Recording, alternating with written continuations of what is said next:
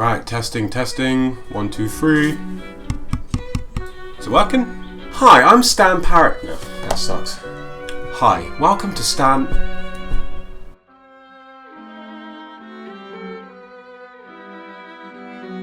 Welcome everyone to Stan Talks Films. So stupid. Fuck. Today we are talking about the top 10. Hey everyone, welcome to the top. Hello everyone, and welcome to.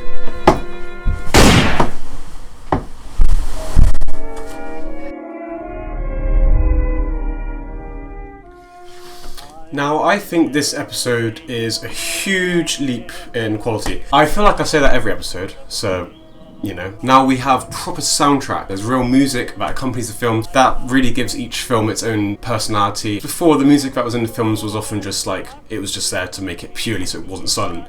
Now you have music that syncs up and really scores the scene, which is so much better.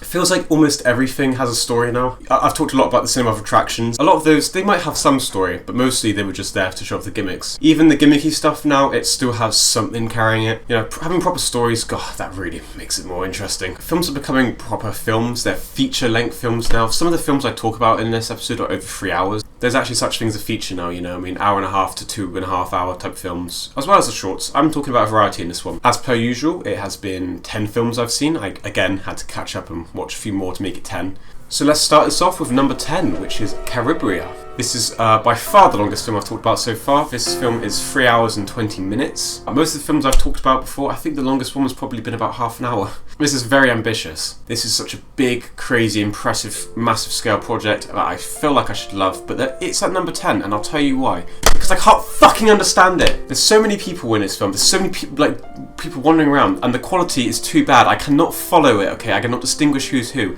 It's just like families and arguments and wars and just dramas going on. It has intertitles, but it's not enough to save it for me. This film though, it does look absolutely gorgeous. Some of the shots in this, for example, the camels riding, going across the dunes, looks amazing, you know. Use of silhouettes and lighting effects is very impressive. This is also the first film to ever do the tracking shot. If you don't know what a tracking shot is, basically it's pretty simple. You imagine a camera on tracks moving gradually towards something just to give it a bit of life. Yeah, a lot of this looks really cool. Great, you know, really striking moments, but when your film's 3 hours 20 and I don't know what's happening, those striking moments aren't enough to, uphold my attention, unfortunately. Number 9, we have the Muskateers of Pig Alley. Now, this is another D.W. Griffith. I did mention him before. He is a controversial character in film history, and I'll get into why. What I mentioned earlier about the match cutting, he was the guy who invented that and got it, utilised it to the point where it started becoming the norm. For the past century, that has been the way it is. And he's the one who really did that. He made narrative a central focus in films, I think, through those innovations in editing. I like a lot of his films, but it is inescapable that he is an extreme racist, that's right. He did a very famous film, Birth of a Nation, from 1915, which was just massively racist, and it was partially responsible for the resurrection of the KKK back then, so... Now this, I felt like was a bit of a step down from films like The Unchanging Sea or The Sealed Room. Basically, it follows this couple, naive, higher, upper people, just a couple, and they just sort of wander the streets of New York, and they get to sort of witness some of the more deprived areas firsthand. This leads to them getting sort of caught in the crossfires of gang violence. The way that it depicts crime amongst sort of working class culture is pretty good, I think. It's really hard to gauge when I'm not around at the time. I don't know what other stuff was like so much. I don't really know what people actually knew and thought about the subject as a whole. But from what I gather, historically, this is quite significant. Didn't really discuss the social issues so much, but more just shined a light on it. Obviously, it goes without saying, with Griffith's films, editing is on par. It's ahead of its time. It feels very alive and just flows really well compared to most films from this sort of time period. Yeah, good depiction of gang violence, but bit shallow for me, so I would have liked to see something more, especially from such a good filmmaker. Another D.W. Griffith, What Shall We Do With Our Old? This is just a film about an old man who is too old to work, and this leads to various consequences. It's just your standard social commentary film. There's lots of other films like this, Bicycle Thieves, I, Daniel Blake, but just like in those sort of more modern takes on the idea. This old man, he's too old to work, and the only way he can get by really is by resorting to crime. What do we do with our old? You know, they're old, they can't work, but if they can't work, they can't make money. It's a whole big issue. Definitely a bigger issue back then than now. I gotta say though, I think the features that I love about D.W. Griffith are not so prominent in this. I mentioned I love that he usually has his own sort of political angle on things, or social angle on things. He did that here, and I like that a lot. However, the editing choices were maybe slightly blander than normal. There wasn't really a lot of impressive editing compared to his other films, or cinematography for that matter. I don't think it visually struck me as much as some other stuff. But yeah, this is a very competent attempt at dealing with the subject matter, so yeah, respect. At number 7, we have The Student of Prague. The Student of Prague follows a student who, he's having some issues, he's having some confidence problems. He really sees nothing in himself. His view is, I'm poor, I'm pointless, why would anyone love me? And he needs to change his ways. So then in comes Scrapinelli, and he offers him a contract that will, you know, help him out. The twist is, obviously, with all contracts from all scary Scrapinelli type figures, usually there's a twist, and that twist is that there's another version of him that comes out the mirror and does all these other things. He has no reflection anymore. If you think this plot sounds familiar, then you are right. Have you ever seen Shrek Forever After? When I was watching this, I really was thinking, this story is so similar to Shrek Forever After that surely Shrek Forever After was inspired by it. Sometimes I wish I had just one day to feel like a real ogre again. Well, why didn't you say so? Magical transactions are my specialty. Come on. Oh, great. Next to mimes, magicians are my favorite people. Hold on. King for a month, knight for a week. Ogre for a day. I did some research, I couldn't find any note of that. If you know Shrek Forever After, then you know this film in a way. It's very strange how similar those plots are. Everything I look up, it's not nothing to do with Shrek, but instead to do with Edgar Allan Poe. This is based on a story by him. I prefer Shrek Forever After, I'm not gonna lie. I know it sounds childish, but it's a fun film. But there's some good things about this, and let me get into that. Firstly, this is one of the first films that really delve into German Expressionism. German Expressionism really picks up in about 10 years from this time. It's basically this movement from Germany where they just thought, like, let's really express ourselves. So all their sets are really like twisty and corridory to show like confused mind or something, for example. The most famous example of this is probably The Cabinet of Dr. Caligari. In that film you see lots of winding, bending, distorted sets which sort of reflect the distorted, crazy mindset of the protagonist, you know? Basically, when you hear the term German Expressionism, just means really out loud, bold sort of visuals, whether it be through the sets or the lighting or things like that. Another famous one, which I'm sure a lot of you will know, is the Nosferatu shot when he's creeping up the stairs and you get that shadow. That's German Expressionism as well. Taking those features like harsh lighting and sets and dialing it up to 1,000. This is an early instance of that. It's not as crazy as some it gets later on, but you can get a feel for the style beginning to form and shape. Another thing I really like about this film is the use of on-location filming. It really adds a whole new layer to the storytelling. I just get a lot more immersed into it when I'm not watching some sort of like 2D drawn on backdrop, and instead I'm actually seeing real historical, massive, impressive castles. The combination of this being a black and white silent film, filmed not even 100 years after the story is set, it just adds a feeling of realism to it, because you know that all these buildings and stuff are true to the actual sort of original story. But you know what brings us down for me, mainly? It's the runtime. It's not massively long, it's only an hour and a half. But by the time you get past that first sort of 45 minutes or so, it kind of just turns into a love triangle. Sure, it's a decent love triangle story, but I was not as interested in it. The Scrapinelli stuff and seeing all the castles and things was really promising and interesting, but I just found myself a bit checked out by the time we got into the romance side of things. Also, I swear this man did cocaine. It really looks like he's doing cocaine. At number 6, we have The Portrait. Now, unfortunately, most of this film is missing. It was originally something like 50 minutes. And the existing version's about 18 minutes. I personally don't really see why this film was double the length. I think it works as it is with all the missing scenes. Don't know what I'm missing, but it worked really well as it was, so yeah, don't know about that. This is basically a horror film. A man purchases a painting, dark, creepy painting, hangs it up, and suddenly the painting comes to fucking life. Yeah, it's funny that I mentioned this right after The Student of Prague, because They have very similar shots with the man walking out the mirror. Which one did it better? That's a tough one. I probably would say the portrait did it slightly better. Definitely a bit more creepy at least. I would actually be very surprised if this film didn't inspire The Ring. The scene with the girl coming out the TV, it reminds me a lot of that. This is basically The Ring if it was made in the 1910s. At number 5, we have Windsor McCay and his animated comics. This is by far the best animated film I've talked about in this series. But there is more to this film than just animation. In fact, you don't even really see the animation until the very end, which I really like about it. So this film starts off with just Windsor McCay and his sort of work colleagues. They're all animators, or not animators, but cartoonists, I suppose you could say. And basically, Windsor McCay has this idea of making an animated comic, and everyone's like, you fucking idiot, that's not gonna fucking work. Quick side note, the acting here is really good. The laughing characters are really convincing. I know it's just laughing, but yeah, I genuinely believe that they were all taking the piss out of this guy. Yeah, some of the animation I've talked about so far, like Poor Peru, this is so much better than that. This is beyond, this is leaps beyond. So you get to see Windsor McCay sort of working on his animated comic. I will admit, some of these scenes are quite drawn out and dull. It's not really impressive seeing someone draw out a comic book character anymore. I imagine as a kid in Victorian times that would have been pretty impressive to see someone draw like that. But nowadays, you know, you get people, you do that in school. Like, it is quite slow and builds up, but the story behind it, it's just a really fun story and it gives you a bit of insight into how films are made. I guess if you were a Victorian kid, you wouldn't have even seen an animated film before, most likely, yet alone understood how it worked. There's some funny stuff in there, like the new kid sort of knocking over all his pictures and spilling everywhere, so it's all modelled up. But when you actually get to see the final product, it is so satisfying and really exceeded my expectations. I was thinking like, oh yeah, I'm gonna get like a Poor Peru type thing again. But no, this looks like fucking Disney. Like this is real proper animation. It's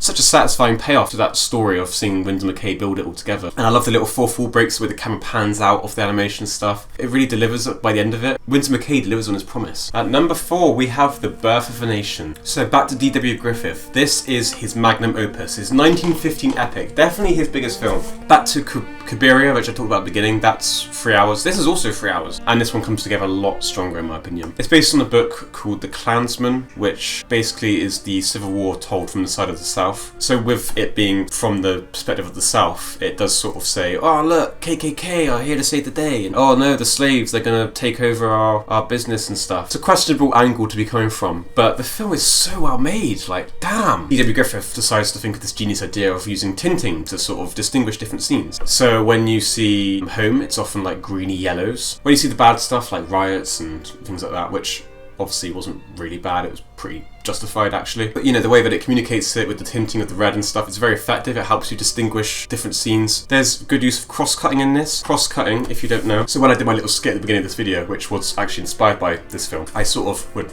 cut to me being in here, then cut to outside the door, and then cut in here and outside the door. So just cutting between different locations and even times. Like there'll be battle sequences, cutting back to the family at home and then back to the battle and then other things, you know, it manages to put loads of different scenes in your head and you can follow it cohesively. The use of vignettes were really just bold, striking, and it just sort of works to help you focus on a part of the screen. Like for example, vignette all across here and you've got me as the focus. There's no sound. How can we communicate the focal area of this scene? It's a bit more heavy-handed than something we do nowadays, but I think it's very expressive and interesting choice. The overall look of it is bang on really. There's some shots in here that look straight like they're out of a painting. One that comes to mind is Abraham Lincoln sat in the White House. It really looks like a painting you'd see. That is mostly achieved through the use of deep focus, which is basically when you sort of don't blur the backgrounds, keep it all focused equally. So yeah, that helps create a really good painting-ish vibe. The casting in this was really good. Abraham Lincoln looks like Abraham Lincoln. John Wilkes Booth looks like John Wilkes Booth. This is also one of the first notable roles of Lillian Gish. She is considered the first Hollywood film star.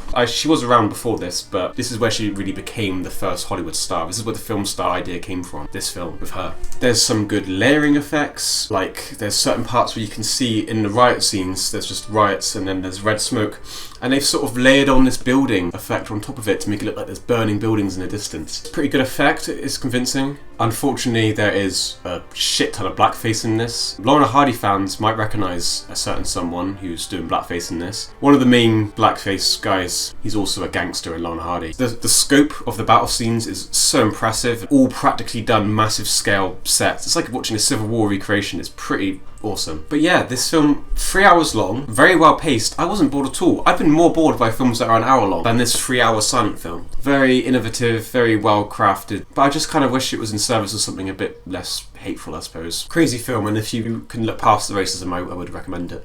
At number 3, we have The Tramp. And before I get into the details of the film, I would first like to just talk about the kind of film this is and why it's so impressive for the time. If you consider some of the films I've been talking about so far, like Birth of a Nation, for example, that one immediately comes to mind. It was the first film ever screened in the White House. So take a film like that, which is held in such high regard, it's very prestigious, it's for the higher class, it's for the White House, it's for people who can afford to go to the opera and see the band play with it, and, it wasn't really for the everyday person. A lot of these films aren't, most of these films aren't. Some cinema of attraction stuff was. But yeah, it was pretty much lowbrow, gimmicky shit, or high prestigious artsy film. The Tramp really lands right in the middle. This slapstick humour really captures that gimmicky carnival fun side of the lower brow sort of entertainment films, but the story and the acting and the presentation of it still carries some of those characteristics of something like Birth of a Nation or Cabiria or something like that, So I think this film I mostly respect for just its ability to recognise the great parts of different films and create something new entirely where everyone can enjoy it. This is a really universal film. This is for the posh snobs who watch Birth of a Nation and for the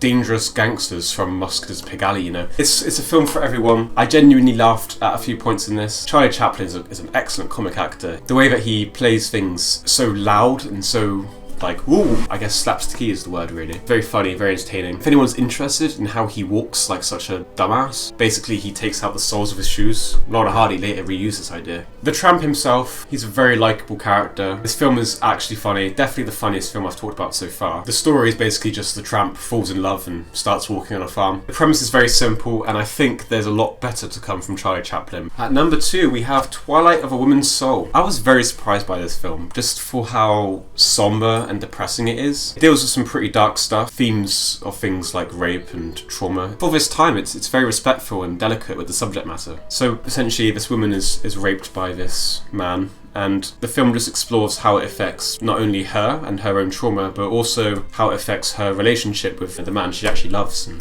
yeah, it's very disturbing. The tone of this film is very strong. The soundtrack really sets an atmosphere. Visually, it's very well done. The use of harsh, darker lighting to portray the poor and the light to portray the rich, probably kind of wrong, but also effective filmmaking. There is also a lot of colour tinting here, which I just praised Birth of a Nation for, but actually this came out 2 years before, so this film really needs more love for that. Very well shot, very well written, very well presented, just an excellent depiction of a very disturbing subject matter. At number 1, an all-time favourite silent film of mine, The Cameraman's Revenge. Hey, do you like A Bug's Life?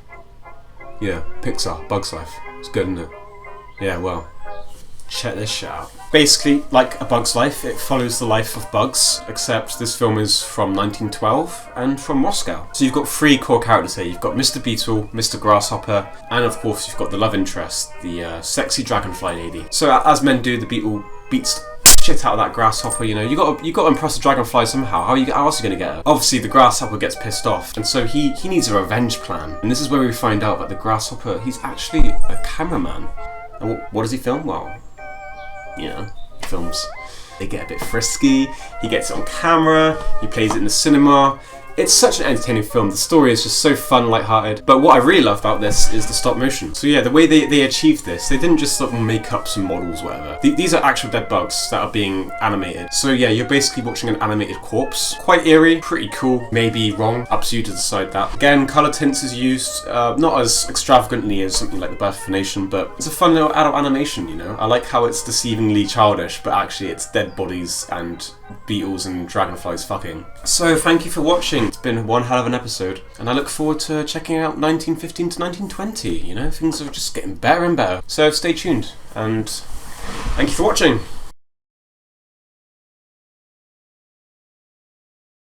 Hello everyone, and welcome to...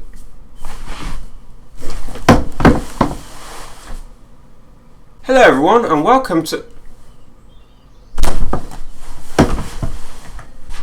Hello everyone, and welcome to...